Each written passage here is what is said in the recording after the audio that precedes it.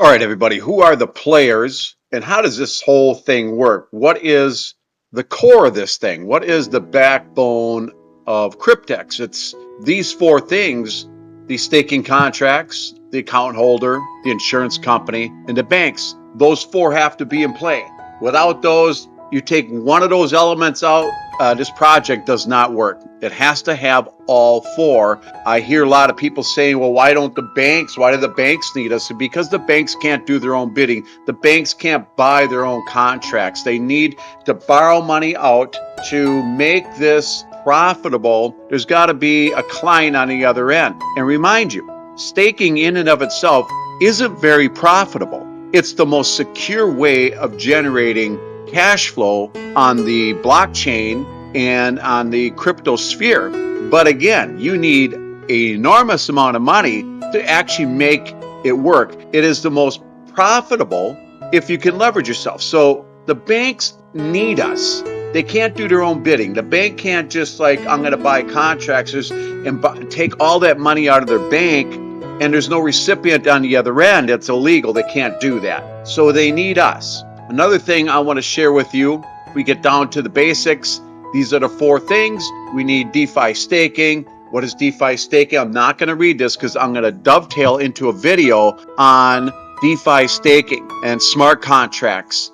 And it's a 20-minute video that will explain the core and the backbone of Cryptex and how it works. Now, it might be a little technical for other people. I find it very fascinating to listen to, and I'm sure a lot of people on this channel would like to get a deeper understanding that the smart contracts is what makes everything possible. I mean, the other four elements are there, of course, but the smart contracts are what make this thing, automate this thing, and it keeps everything anonymous. The smart contracts is let's say the firewall between you and the banks and the insurance companies. Let's put it that way. So you need these four elements in play, otherwise it cannot work. So I'm going to share with you a video that I found on smart contracts, how it works. And it is very, very interesting if you understand how the core of this thing actually works, how it operates, how this engine works. If you got that in play, then everything else becomes even more understandable. So I'm going to dovetail into this video. There's nothing to watch. It's just listen only. There's no visuals here. But again, I find it very fascinating if you want to know exactly how the core of this system works. They're not talking about Cryptex specifically, but they're talking about how smart contracts work and how you can imagine in your mind how this works in with the four players here: the insurance company, the participant, you and I, the contracts, right? And the DeFi staking, how that all comes together and becomes Cryptex. Okay, let's dive into something pretty fundamental, something that's reshaping quite a lot. Smart contracts. You've given us some fantastic source material here, really detailed report, supplementary notes. It maps out the whole terrain. Yeah, it covers a lot, from the core concepts right through to, DeFi and beyond. It does. And for you listening, our goal here, our mission in this deep dive is really to pull out the most crucial bits from these sources. We want to cut through that complexity, give you a clear, fast-track understanding of what these things are, how they work, their potential, and also the challenges, all straight from this material. Exactly. Getting to the heart of the tech, its impact, and its complexities too. So let's start right at the beginning. When I first heard smart contract, I kind of pictured like a digital vending machine for agreements. Put something in, conditions met, outcome pops out automatically. Is that a fair starting point? That's actually, that's a pretty useful analogy for the core function. The more formal definition from the source material is a piece of blockchain-based code that automatically enforces the terms of an agreement when specific conditions are met. Okay, so code on a blockchain doing the enforcing. Exactly. Code as an automated self-executing agreement. Where did this idea even come from? When did it become, real? Well, the concept actually goes back to the 1990s. A cryptographer, Nick Szabo, conceptualized it. He even used that vending machine analogy you mentioned. No kidding. Back in the 90s. Yeah. But it stayed mostly theoretical for a long time until platforms like Ethereum popped up around 2015. Ethereum and then others like Avalanche, Solana They provided the infrastructure, the blockchain, and the programming languages like Solidity to actually build and deploy this stuff decentrally. Okay. So Ethereum was the key to making Sogo's idea practical. Yeah. Right, let's unpack what the sources say are the fundamental characteristics. What makes a smart contract tick? What are these core properties? Okay, the sources highlight a few key things. First, they're autonomous. Once they're deployed on the blockchain, they just run. They execute based on their code and triggers. No need for ongoing human meddling. Right, like that vending machine again. Yeah. Set it up, stock it, it just works. Precisely. Then they're deterministic. Deterministic, meaning? Meaning, given the same starting point, the same inputs, a smart contract will always produce the exact same result. Every single time. There's no wiggle room, no subjective interpretation. And why is that so important here? Well, it's crucial for reliability, for trust. You need to know that the code will do what it's supposed to do, predictably. It allows anyone to verify the outcome. Got it. Predictable, verifiable code. Makes sense. Exactly. Then there's immutable. This one's big. Immutable, meaning it can't be changed. Generally, yes. Once deployed onto the blockchain, the code itself usually can't be altered. And like the sources point out, this is, well, it's a double-edged sword. How so? On one hand, great for integrity, right? The rules you agreed to can't just be changed later. But on the other hand, if there's a mistake, a bug in the code, fixing it after it's out there is super difficult, maybe impossible. Unless you built in ways to upgrade it, which, brings its own issues. Yeah, immutability sounds both powerful and kind of scary if things go wrong. It really is. Related to this, they are transparent. The actual code of the smart contract and usually all the transactions it handles, they're visible on the public blockchain. Anyone can look. So you can literally read the contract's rules, provided you can read code, I guess. Yep. The logic is out in the open for inspection, and this transparency, this openness, leads to the final property they often talk about, trustless. That word. Trustless. It comes up constantly. Let's dig into what the sources really mean by that. Yeah, it's a bit of a misnomer sometimes. It doesn't mean there's no trust involved. As the sources explain, it's more about where the trust is placed. It shifts. Instead of trusting, say, a bank or a lawyer or some other intermediary to execute an agreement correctly, You trust the code. you trust the code, and you trust the underlying decentralized network, the blockchain, to ensure that code runs exactly as written. The enforcement comes from the code and the cryptography, not from a person or an institution's promise. Okay, so it's not zero trust. It's trust the math in the network instead of trust the people. That feels like a really fundamental change. It absolutely is. And that fundamental shift is what unlocks entirely new ways of doing things, especially, as the sources heavily emphasize, in decentralized finance. DeFi. The sources really position smart contracts as like the engine room of DeFi. Not just a part of it, they are it, basically. Pretty much. DeFi tries to rebuild traditional finance, lending, trading, insurance, all that, but on decentralized public blockchains. And smart contracts are the tools that actually encode all the rules, the business logic for these services, and make them run automatically. Right, so instead of using a bank's internal systems, you're interacting directly with code on a blockchain. Exactly. The sources talk about the DeFi stack, right? You've got the user interfaces like wallets, the blockchain layer at the bottom providing the ledger. Okay. And smack in the middle, the critical part, is that smart contracts layer. That's where all the core financial logic lives. And what kind of logic are we talking about? What specific financial jobs do these contracts automate, according to the report? Oh, all sorts. Things like capital allocation, how funds get pooled and moved around, risk assessment, like figuring out collateral ratios automatically, calculating and paying out yield or interest, even handling collateral liquidation if a loan goes bad, and issuing new tokens too. Wow, okay. So what does that actually look like? The sources give specific DeFi examples where smart contracts are doing the heavy lifting right now. This is where it gets really interesting, seeing it in action. Yeah, let's look at some key examples from the material. Take lending and borrowing platforms, like a Hob or Compound. Right. How do smart contracts handle something complex like lending? Okay, so the contracts manage these big pools of crypto assets. People deposit crypto to lend it out, and others can borrow from those pools, putting up their own crypto as collateral. all governed by the contract's rules. The contracts figure out the interest rates automatically, usually based on supply and demand in the pool, using algorithms. Okay, dynamic rates. Exactly. And crucially, if a borrower's collateral value drops too low, below a threshold set in the contract, The contract steps in. the smart contract automatically triggers a liquidation. It sells off the collateral to repay the loan, keeping the pool solvent. All automated, no phone calls needed. Wow. Automated risk management. That's powerful. What about trading? Like decentralized exchanges, DXs? Uniswap comes up a lot. Right. DXs often ditch the traditional order book model. Uniswap really popularized the automated market maker, or AM. That's pure smart contract magic. Basically, users deposit pairs of assets into a smart contract liquidity pool. Okay. The contract uses a simple math formula, like the famous XYK, to figure out the price based on how much of each asset is in the pool.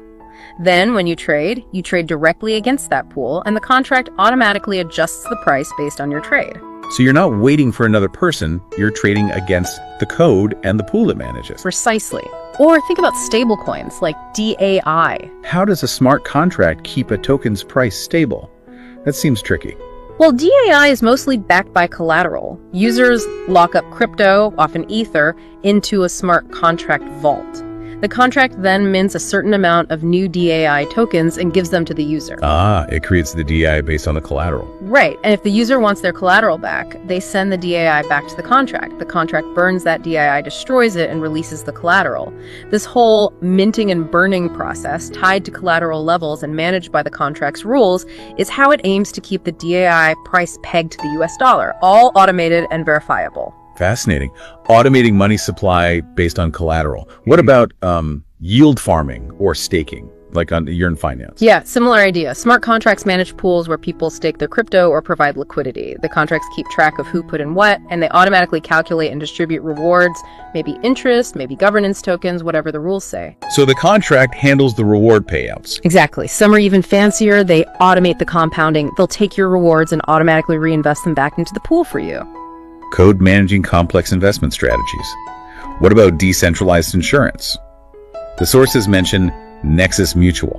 Right, so instead of a traditional insurance company, Nexus Mutual uses smart contracts and, interestingly, community governance. Users pool capital together in a smart contract to cover specific risks, like maybe another smart contract getting hacked. Yeah. If something bad happens, someone makes a claim. Often, other members of the community vote on whether the claim is valid based on evidence. Those votes are recorded, and if the claim is approved according to the rules encoded in the smart contracts, the payout from the pool happens automatically. So the code and the community act like the underwriter and the claims adjuster, sort of. In a way, yes. And one more, tokenized derivatives and synthetic assets, like synthetics. Creating on-chain versions of real-world assets. How do contracts do that? Yeah. On synthetics, users lock up collateral in a smart contract to mint synths. These are tokens designed to track the price of other assets, could be stocks, currencies, commodities, whatever. How do they track the price? They rely on Oracle's data feeds that constantly pull in the real-world price information. The smart contract uses that data to ensure the synth's value mirrors the real thing.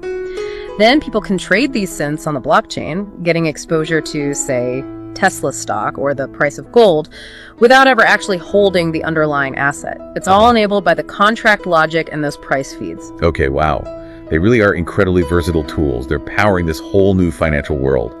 So, skipping back a bit, what are the big overarching benefits here? Why rely on these coded agreements? What do the sources highlight? The benefits are pretty profound, according to the material. A huge one is disintermediation. Smart contracts can cut out the middlemen banks, brokers, sometimes even lawyers in a lot of transactions. You interact directly, peer-to-peer or peer-to-code. And cutting out intermediaries usually means savings, right? Time and money.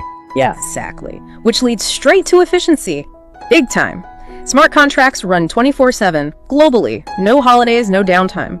Transactions can settle in minutes or even seconds depending on the blockchain, compared to days in traditional finance. That always-on aspect is a massive difference. It really is. And think about accessibility. Anyone with an internet connection and a crypto wallet can, in theory, interact with these public smart contracts. You don't necessarily need a traditional bank account or a credit history or be in a specific country. It potentially opens up financial services to millions, maybe billions, who were excluded before. Lowering the barrier to entry globally. Yes, and all this disintermediation and automation, it contributes to cost reduction, cutting out administrative overhead, infrastructure costs, potentially lower fees. Makes sense. And the last one mentioned is programmability. Right, and this is key.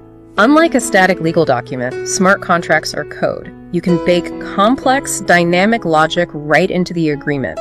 Rules that automatically adjust based on external data or the passage of time or other on-chain events. This allows for really innovative financial products and automation that just wasn't feasible before. So they promise this future that's more open, faster, cheaper, more automated. Sounds amazing. But the sources also dedicate a lot of space to the risks, the limitations, which brings up the crucial question. What are the downsides? What are the pitfalls of trusting code this much? Yeah, it's really important to understand this trust shift isn't, risk-free. There are significant vulnerabilities. Probably the biggest one, highlighted again and again in the sources, is code vulnerabilities. Bugs in the code. Exactly. Smart contracts are written by people, and people make mistakes, logic errors, security flaws. These bugs can be found and exploited by attackers. And because they're autonomous and crucially often immutable. Right. A bug isn't just an error message. It can be exploited automatically, irreversibly, leading to potentially huge financial losses. The sources bring up the DAO hack from 2016 as a classic, painful example. A bug in the code was exploited, millions were stolen, and it led to this huge controversy and even a split in the Ethereum blockchain to try and recover the funds. Wow. So a bug can be catastrophic. It absolutely can be. Another major vulnerability is oracle manipulation. Oracles. Those are the things feeding outside data into the contract, right? Exactly. Smart contracts often need real-world info, the price of Bitcoin, say, or the result of a sports game, or weather data. They get this from oracles. But what if the oracle is compromised? What if it feeds bad data, either by mistake or maliciously? Then the contract acts on bad information. Precisely. The contract's logic might be perfect, deterministic, just like we said was a benefit, but if the input data is garbage, the output will be garbage. G.I. Joe, garbage in, garbage out. And that wrong outcome can be exploited. Securing those oracles is just as vital as securing the contract code itself. Right. The data source is a potential weak link. Definitely. Then there's that irreversibility issue we touched on with immutability. While it's good for ensuring the rules don't change, it means mistakes are permanent. Send funds to the wrong address. Deploy a contract with a hidden flaw. There's usually no undo button, no customer service line to call, unless the contract was specifically built with upgrade paths or escape hatches, which, again, can introduce their own centralization risks or complexities. Ouch, no takebacks. Pretty much. We also run into scalability limits. Blockchains, especially popular ones like Ethereum, can only process so many transactions per second. Right, they get congested. Exactly.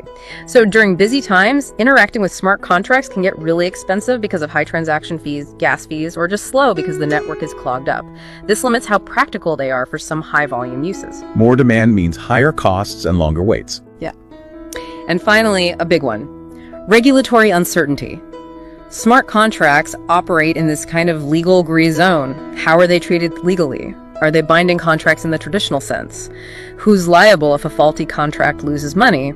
Regulators are still figuring all this out, and that uncertainty creates risk for everyone involved: developers, users, businesses. So huge potential, definitely. Yeah. But also some really significant technical hurdles and legal question marks still hanging over them. We've focused a lot on finance, because that's where they exploded first. Yeah. But the sources are clear they're spreading out. Yeah. Where else are we seeing smart contracts being used now in 2025? Yeah, this is where you see the technology branching out beyond just DeFi. They're popping up in all sorts of sectors, usually automating pieces of complex processes. Think about supply chain management, for example. How does code help track, like, a shipment of bananas? Well, a smart contract could be set up to automatically release payment to the banana farmer the instant a sensor confirms the shipment arrived at the port and the temperature was correct throughout the journey.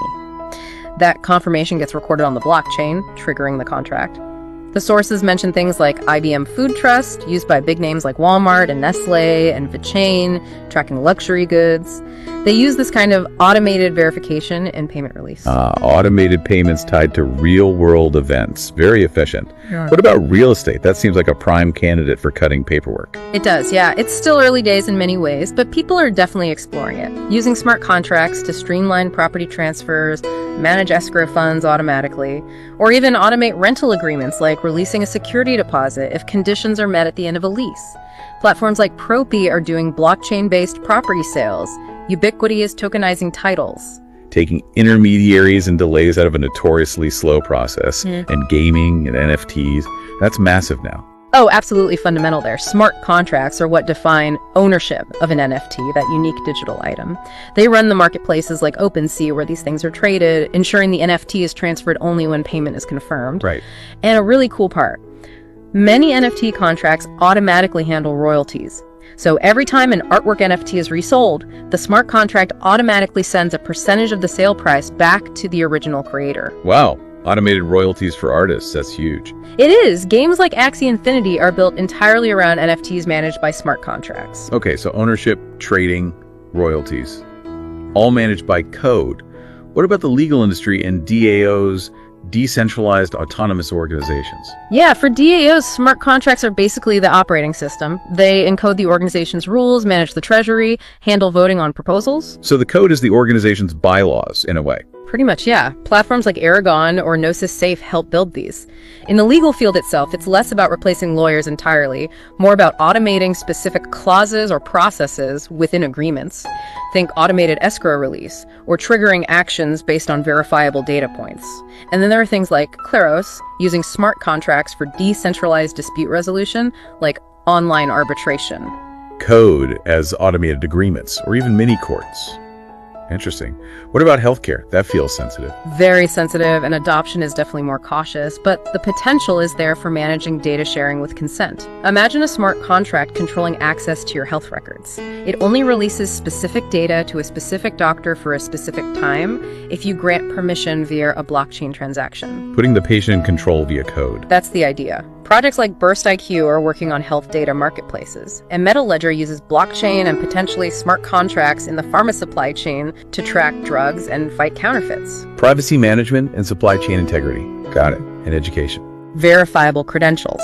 Think digital diplomas or certificates.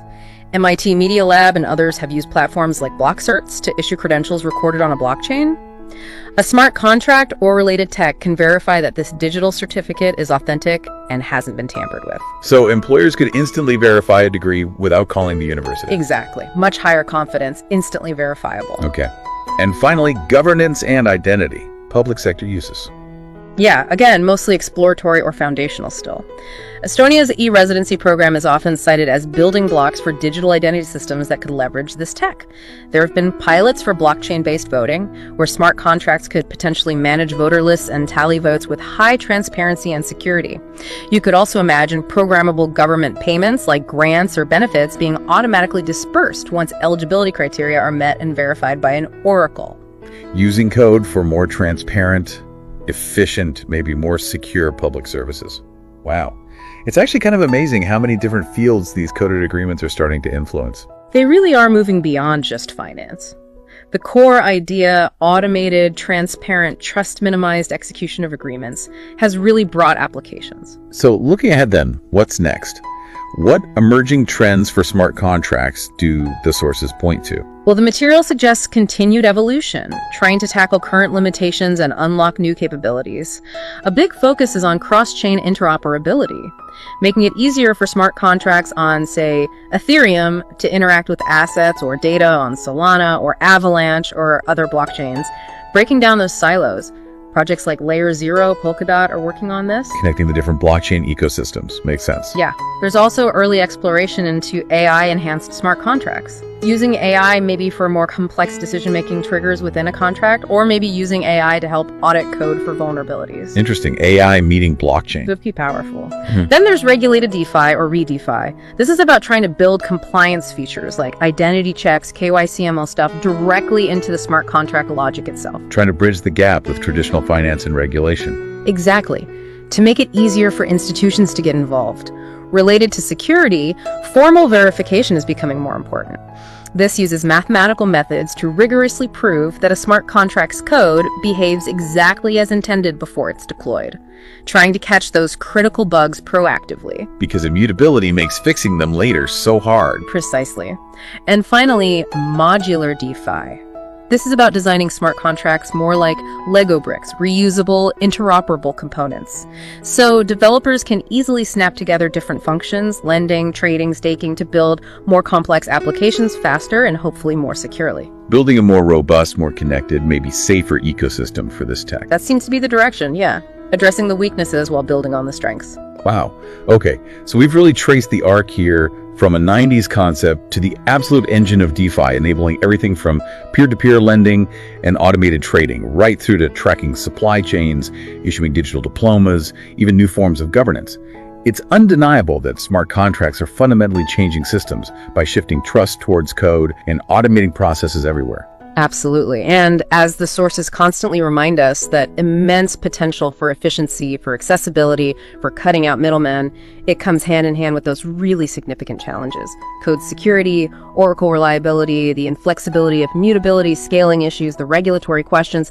It's an incredibly powerful tool, but one that demands really careful design, rigorous auditing, and a clear understanding of its limitations. It really represents a fundamental shift, doesn't it? Moving away from relying on traditional institutions, banks, insurers, legal systems, maybe even electoral bodies, towards relying on autonomous code for critical functions. And when you think about that shift, placing our trust so heavily in code for things that govern our money, our assets, maybe even our identity or how we organize ourselves. It does raise that final profound question the sources sort of leave us with. If we're moving towards this world increasingly run by automated agreements, what new kinds of trust do we need to develop? What new forms of vigilance are required?